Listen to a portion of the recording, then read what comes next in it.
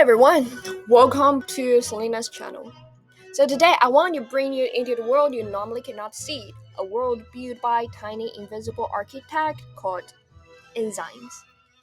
To make things fun, let's start with something we all know, the strange stepping pain you feel when eating fresh pineapple.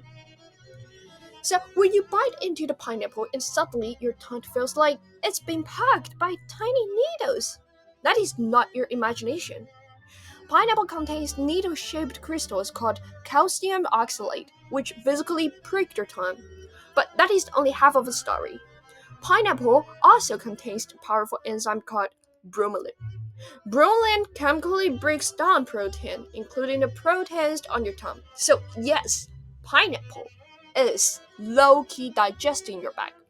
Delicious but dangerous. That is why somebody will feel like itchy lips and tongue, red bumps on the skin where pineapple touched. That is other allergic reaction when people eat pineapple caused by bromelain. But to understand why this tiny enzyme can cause such a big reaction, we need to ask one question. That is, what is enzyme? So, what exactly is an enzyme? An enzyme is a special kind of protein. It acts as a biological catalyst, meaning it speeds up the chemical reaction inside living things without being used up during the process. If a life is a massive factory, enzymes are the workers who keep everything running, so they're very crucial for a body's function.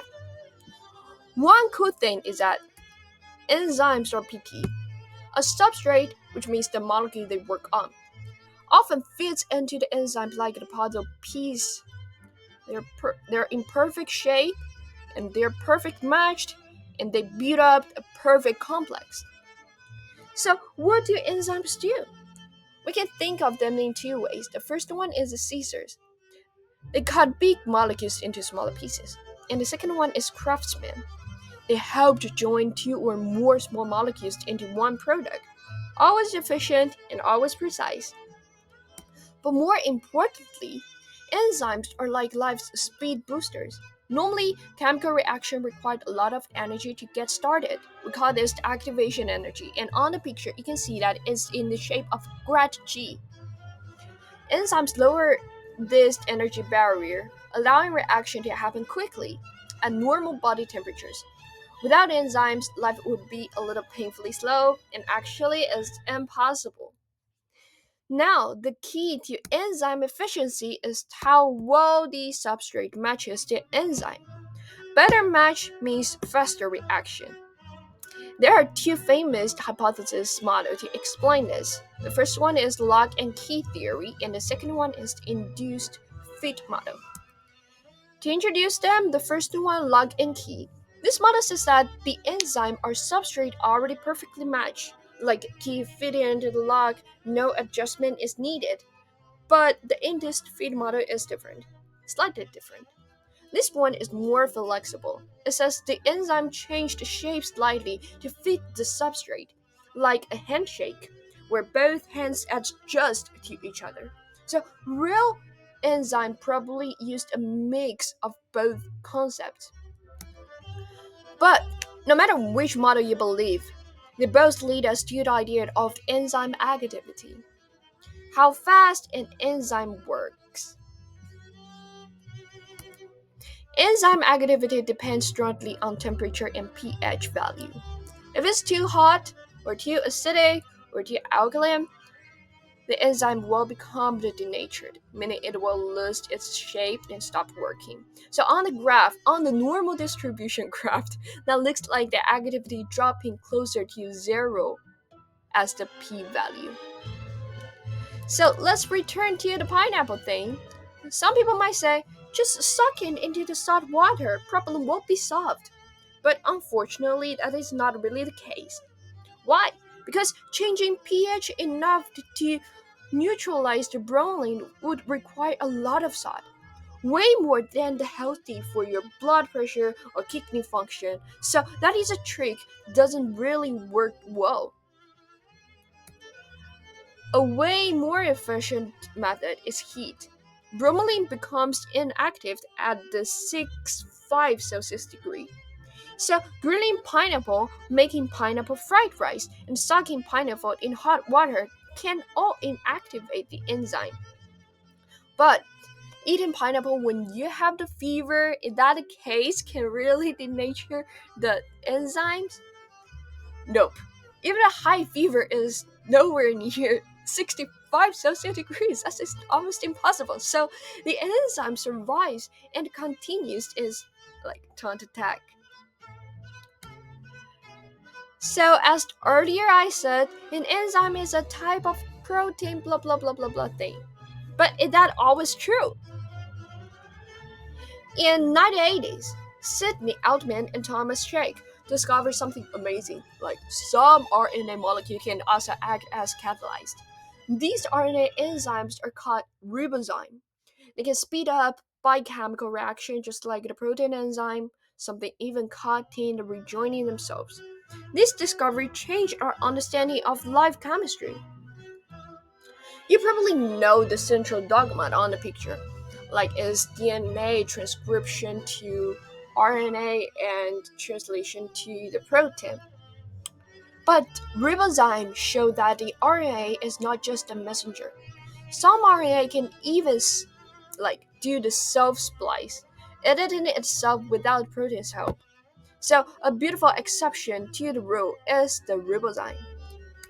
Now, let's return to the protein enzymes. They can be divided into the two classes. The first one is intercellular enzymes, which works inside the cell.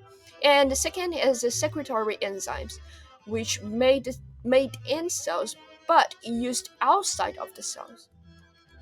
Both of them are produced in the cytoplasm, but they function differently. How? Intercellular enzymes work inside the cells that makes them. They help with metabolism, DNA replication, and other essential reactions. So examples here are included primase, DNA polymerase 3, DNA polymerase 1, that is in a column. They stay in the cytoplasm, nucleus, or organelles. Secretory enzymes, on the other hand, are produced in the cell but exported outside. They travel through the Golgi pathway before leaving the cell. So examples are amylase in your cell liver, bromelain in pineapple. These enzymes work in extra, extra, extracellular spaces or body fluid. Finally, let's talk about our lactase experiment, which is the enzyme experiment to visualize how the catalyst is actually working. The big question we faced was how do we measure the speed of reaction we cannot see? Lactase normally breaks down lactose into glucose and galactose. And there is no color changing, no bubble, nothing is visible. So that is the tricky thing of this experiment. Lactase normally breaks lactose into glucose and lactose, and so we used a clever substitute called OMPG. It looks like the lactose, so lactase can cut it too. But when cut, OMPG released its bright yellow molecule called orthonitrophenol. I don't know if my pronunciation is correct. If it's wrong, just ignore it. It is more yellow. That means more enzyme activity. So we then used spectrophotometers to measure the absorbance at different times and plot into the line graph. The slope here of that graph gives the enzyme activity, a small visual readout of an invisible process. It's like the putting into the fluorescent vest on the enzyme so we can finally track its speed. And before the end, I want to provide another lower connection is the lactose intolerance. That is means somebody lacks the enzyme to tolerate the glucose, so that will lead to some of the abnormal reactions similar to allergic reaction to the milk or cheese things. So finally, Before the end, I want to say thank you to Professor Lee, which is very mild and patient on the lectures, and Professor